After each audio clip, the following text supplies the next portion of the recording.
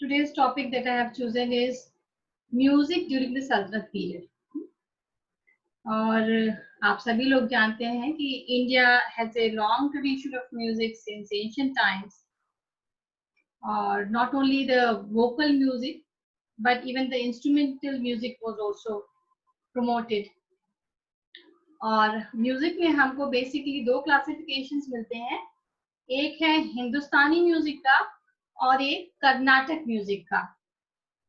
तो हिंदुस्तानी music basically जो है नॉर्थ इंडिया में फॉलो की जाती थी, ये स्टाइल था, ये शैली थी। और जो कर्नाटक म्यूजिक है वो दक्षिण भारत की संगीत शैली थी। तो ये दो शैलियां हमको मिलती हैं और दोनों ही रागों पे आधारित थी, दोनों में ही राग थे, बस ये है कि शैली ये अलग अलग थी। और आप सभी ने इस बारे में और भी बहुत कुछ सुना होगा कि गुरु शिष्य परंपरा के तहत जो है संगीत का काफी विकास हुआ, और गुरु का संगीत में भी बहुत महत्व था, अभी भी है, गुरु का संगीत में बहुत महत्व है और इसी से संगीत को काफी बढ़ावा मिला। और आप अभी भी सुनते होंगे कि संगीत में कई घराने होते हैं, जैसे शायद आपने नाम सुना हो कि भाई ये दिल्ली घराना है, पटियाला घराना है, ग्वालियर घराना है।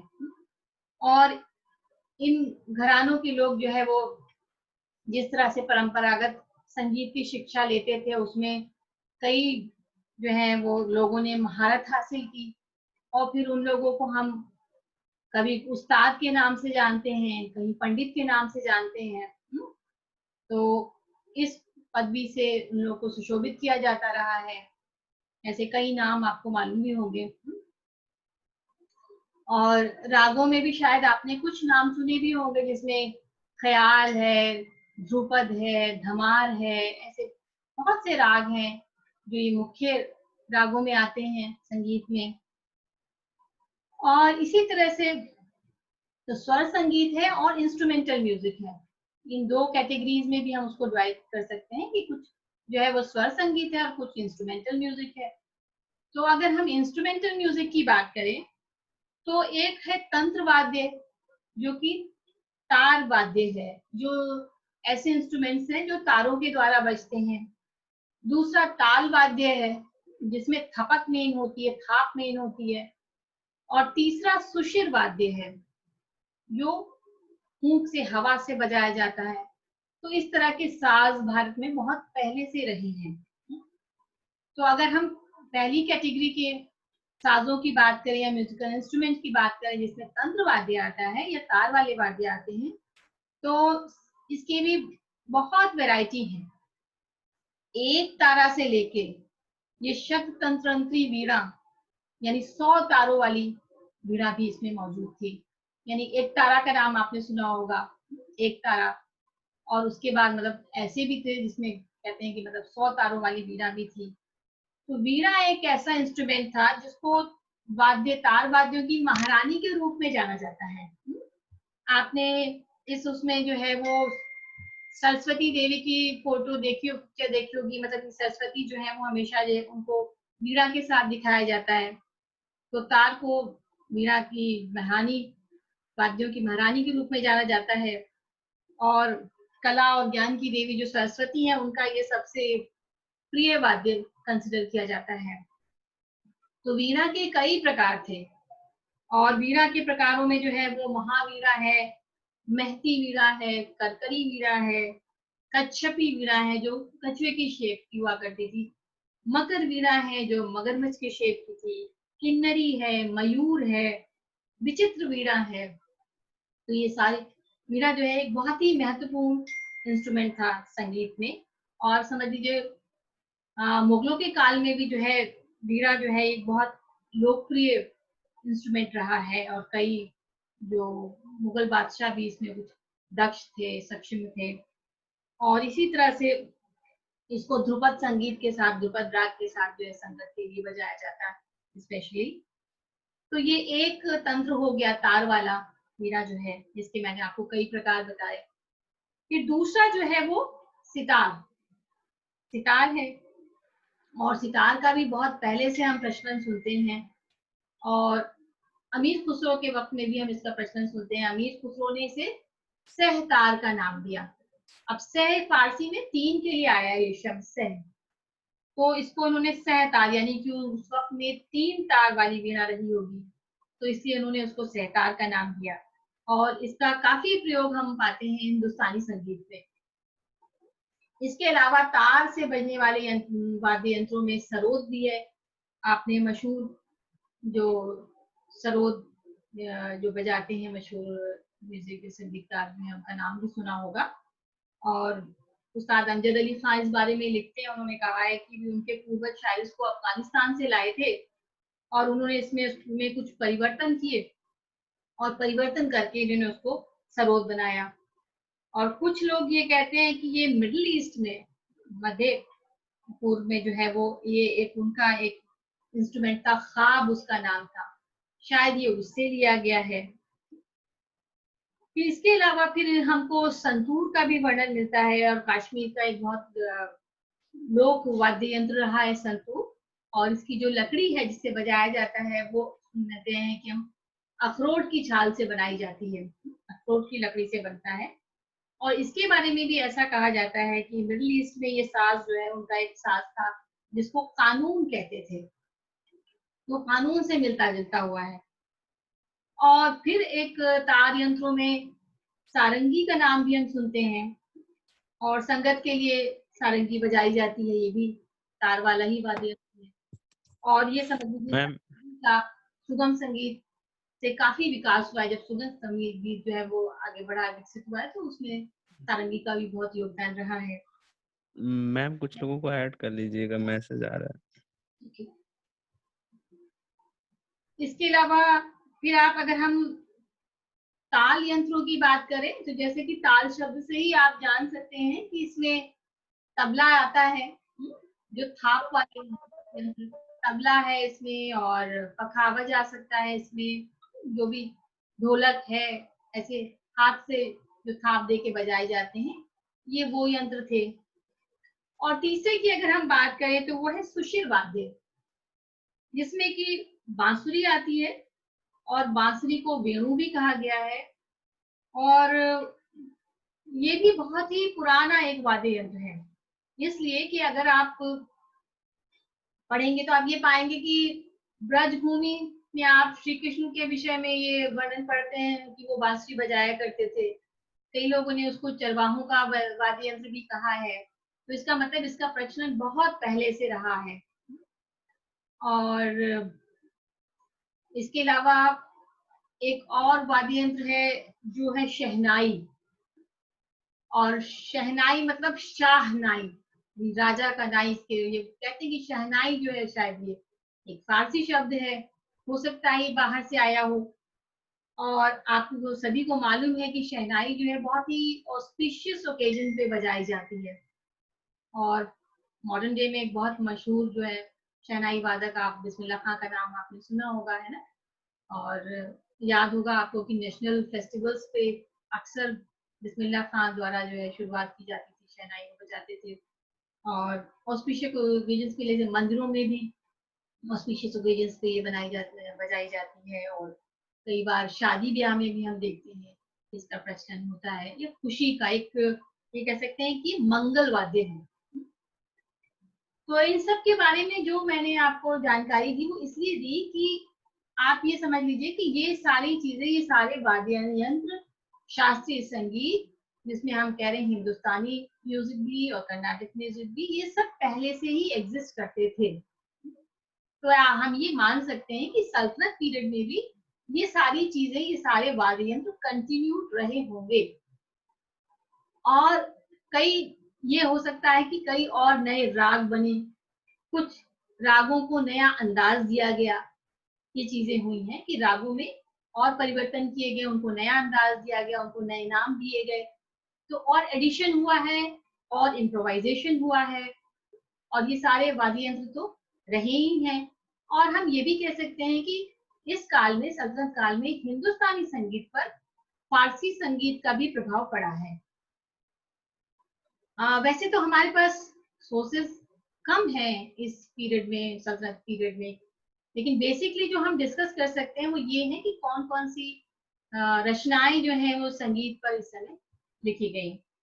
तो ऐसे तो सल्तनत काल में आप सभी को मालूम होगा कि अमीर खुसरो का नाम जो है मुख्यतः आता है। उनको हम कवि के रूप में भी जानते हैं, इतिहासकार के रूप में भी जानते हैं और एक संगीतकार के रूप में भी जानते हैं। और कहा जाता है कि अमीर खुसरो ने जो है वो फारसी के संगीत का, हिंदुस्तानी संगीत का तो उनको ज्ञान था ही, दक्षिणी संगीत का भी ज्ञान उन्होंने प्राप्त किया और उन्होंने भारतीय संगीत पर किताब भी लिखी। और जो रचना अमीर खुसरो ने की उसको गुर्रतुल कमाल का नाम दिया गया है। जो संगीत पर आधारित रचना है वो गुर्रतुल कमाल है।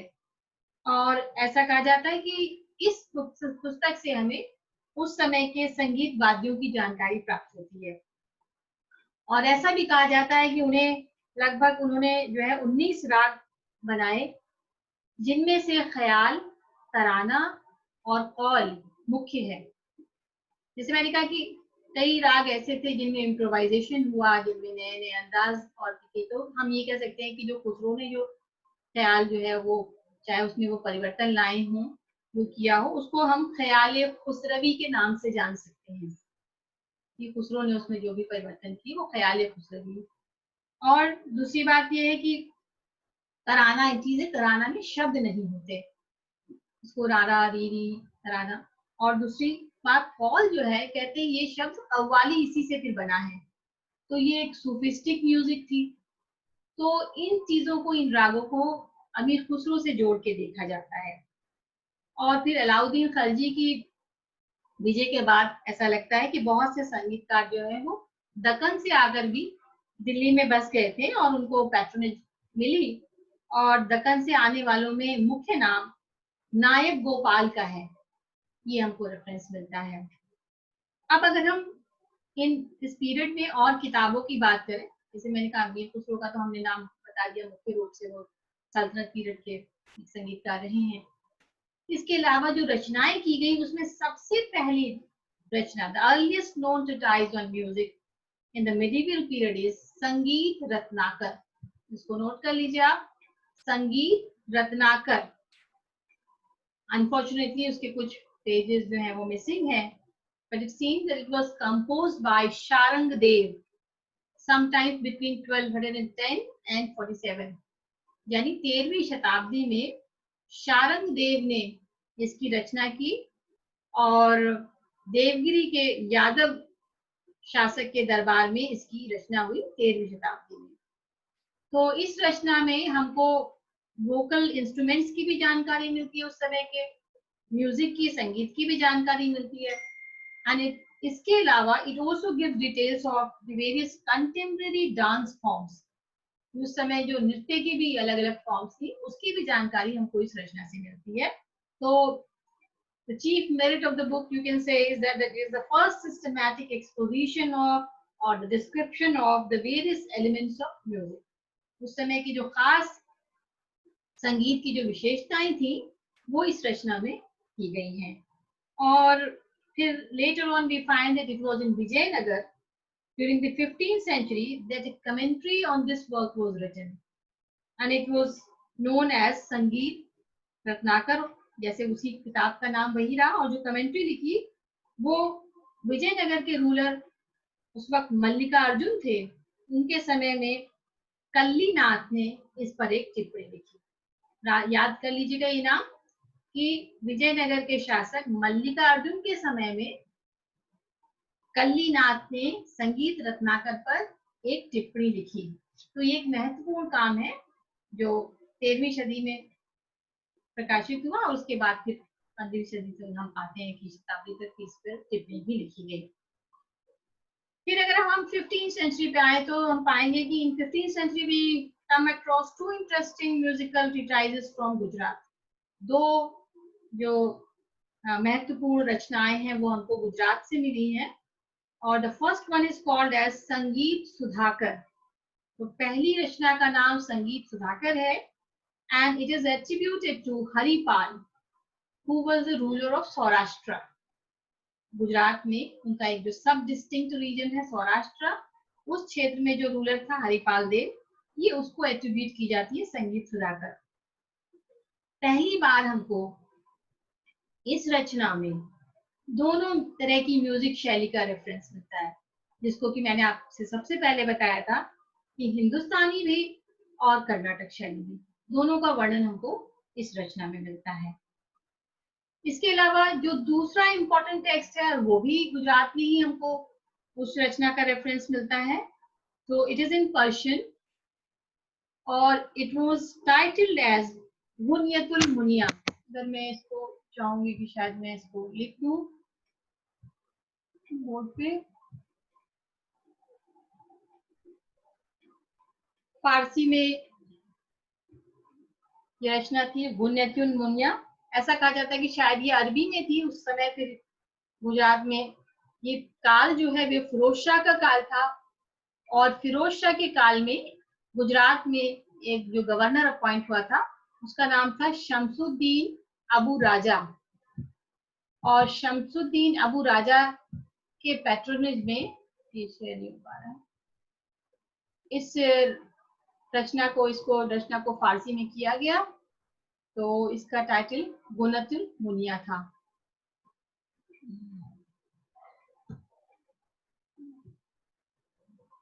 थोड़ा प्रोसेस स्लो है इसका।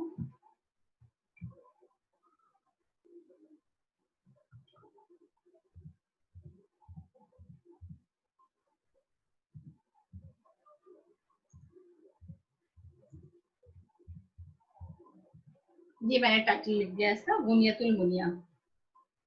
और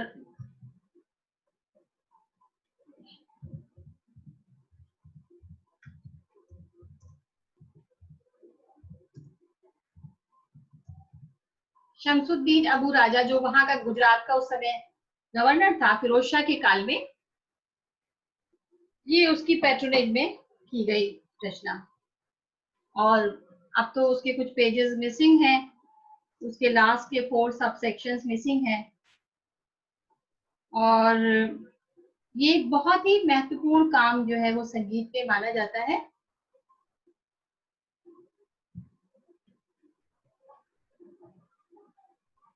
और ऐसा माना जाता है कि संस्कृत में लगभग 7 ऐसे काम थे जो संगीत पे थे।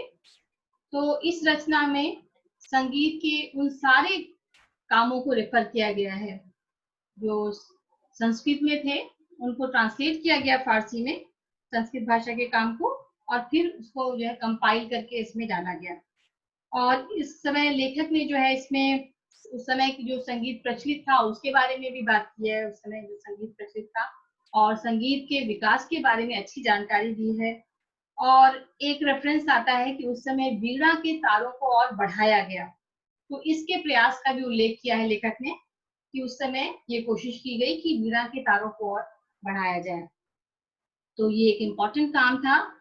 और इसके अलावा फिर तीसरा काम कह सकते हैं आप 15वीं सेंचुरी में जो और महत्वपूर्ण काम था उसका टाइटल है राग तरंगिनी। राग तरंगिनी और इसके ऑथर हैं लोचन कवि। It also contains illustrations from गीत गोविंद of जयदेव and विद्यापति। जो गीत गोविंद है उससे भी एग्जाम्पल्स इसमें लिए गए हैं, उद्धरण इसमें दिए गए हैं। और एक और मशहूर संगीत पे जो किताब लिखी गई इस समय वो समझ लीजिए कर्नाटक स्टाइल पे है, कर्नाटक शैली पे है और उसका टाइटल है स्वरमेल कलानिधि। स्वर से है Swaramela Kalanidhi and it was written by Rama Matya. So it is considered as the most authentic work on music and especially on the South Indian style, and it is frequently referred by the music lovers. अभी भी उसको जो है संगीत में रुचि रखने वाले लोग रेफर करते हैं। तो कर्नाटक शैली पे भी समझ लीजिए बहुत इंपॉर्टेंट काम है। अब थोड़ा सा हम रेफर करेंगे कि किस तरह से 14वीं और 15वीं शताब्दी में कुछ प्रोविंशियल रूलर्स ने भी म्यूजिक को बढ़ावा दिया और उसमें जौनपुर का मुख्य रूप से नाम आता है। और 1420 में जौनपुर में संगीत पर एक किताब लिखी गई जिसका टाइटल था संगीत शिरोमणि और इसको उस वक्त के शर्की रूलर के शासक इब्राहिम शर्की को समर्पित किया गया। और जौनपुर के ही एक शासक जिनका नाम था हुसैन शाह शर्की, वो उनको संगीतकार के रूप में जाना जाता है और संगीत कला के विकास में उनका बहुत महत्वपूर्ण योगदान है। सुल्तान हुसैन शाह शर्की ने कहते हैं कि स्वर संगीत को यानी कंठ संगीत को भी प्रोत्साहन दिया और उन्होंने कई राग भी बनाए। तो उन्होंने ख्याल राग में उसको एक नया अंदाज दिया जिसे ख्याल कलावंती के नाम से जाना जाता है। जैसे मैंने कहा ना, ख्याल राग है, उसमें कई लोग और इम्प्रोवाइजेशन कर सकते हैं, उन्होंने किया है आगे।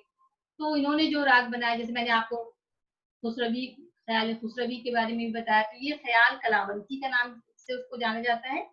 और इसके अलावा उनको कई नए राग बनाने का भी श्रेय दिया जाता है।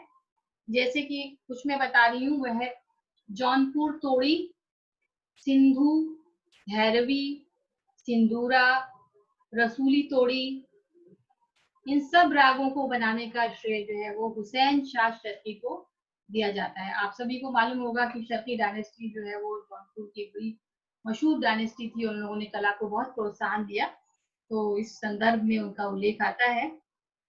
और ये भी कहते हैं कि उन्होंने कुछ अरबी संगीत पर आधारित भी कुछ रचना की थी, जिसे जुमला के नाम से जाना जाता है।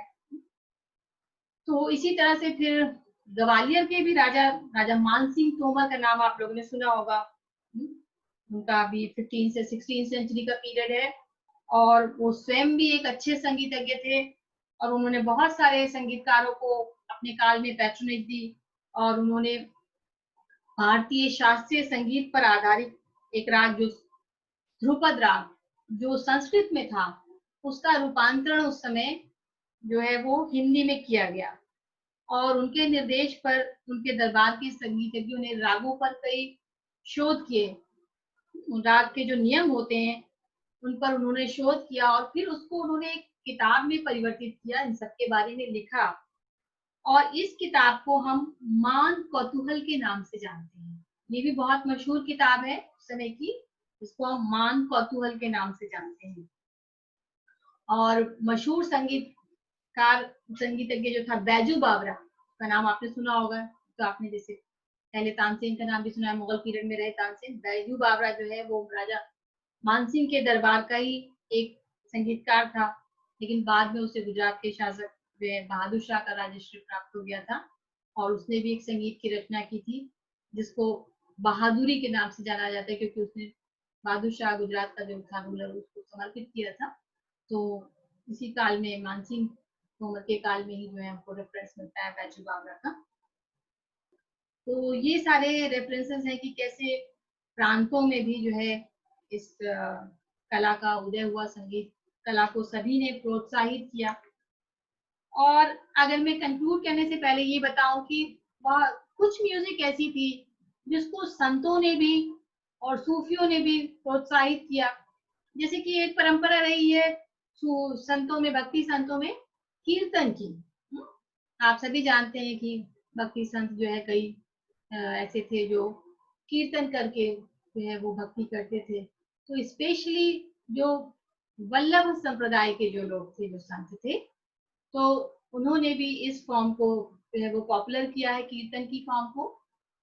और वल्लभ संप्रदाय के लोग जो है वो कई जगह थे, ब्रजभूमि में भी थे, बंगाल में भी थे और बिहार में भी थे, कई जगहों पे थे। तो इन्होंने इस तरह के संगीत को जो है प्रोत्साहित किया। बाद में आप चैतन्य का नाम भी इसमें भक्ति संतों में सुनोगे कि जो लोग कीर्तन करके जो है वो भक्ति करते थे और उससे लोग बहुत प्रभावित होते थे और लोगों ने बड़ी मात्रा में उनको, बड़ी संख्या में उन लोगों को ज्वाइन किया।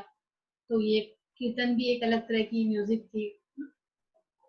और इसी तरह से सूफी म्यूजिक में आप कव्वाली के बारे में सुनते हैं कि जैसे मैंने आपको कहा कि कौल जो है ये इस तरह का राग है जो अमीर खुसरो को समर्पित किया गया कि इन्होंने ही जो कहा जाता है, इनसे जोड़ के देखा जाता है कि इन्होंने उसमें महत्वपूर्ण योगदान दिया है।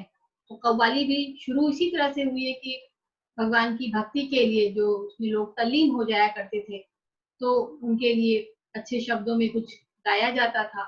तो इसी तरह से ये भी एक बाद में एक फॉर्म बन गई गायन की भी, एक रूप, ये गायन का एक ये भी रूप हो गया। तो कीर्तन और कव्वाली इसको भी हम संगीत के एक रूप में ही ले सकते हैं।